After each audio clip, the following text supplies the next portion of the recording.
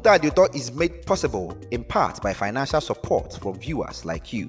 If you would like to support the work we are doing to promote the Igbo language and make learning fun, consider contributing monthly by joining our Patreon at patreon.com/Mmuta Di Uto. Patrons get behind-the-scene access, insights, and inputs into the creation of the show. Sign up today at patreon.com/Mmuta Di Uto. Let's keep Igbo alive.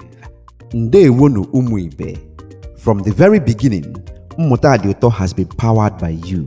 Every laugh, every dance, every time you sang along in Igbo at home. Because of you, we have grown. And now, we are starting an exciting new chapter.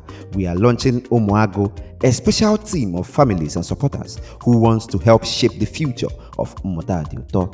That's right. Now, you can help decide what we create next. You can help bring new characters to life. You can become a co-producer of the show. Want to adopt a character? Sponsor an episode? Get a birthday shout out from me? Or even have a custom Igbo song written just for you or your child? Now you can. Just go to mmutadiuto.com/Omoago and join Team Omoago. But that's not all. We are also launching a brand new Kickstarter. And for a limited time only, a select few supporters will be able to receive a founding edition Maazi Agu Plus doll. When they are gone, they are gone. This is your chance to become an insider, to build with us, to grow with us, to help raise the next generation in Igbo. Go to mmutadiuto.com/Omoago. Join Team Omoago today and be part of this Igbo movement.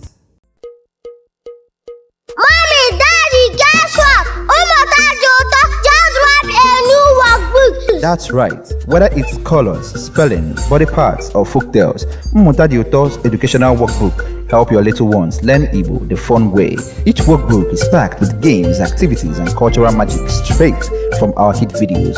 Collect them all and build your child's Igbo learning library today. Visit mmutabooks.com or amazon.com to order. Living in Africa? Just send us a DM and get your copy today. Mmuta Di Uto, learning is sweet.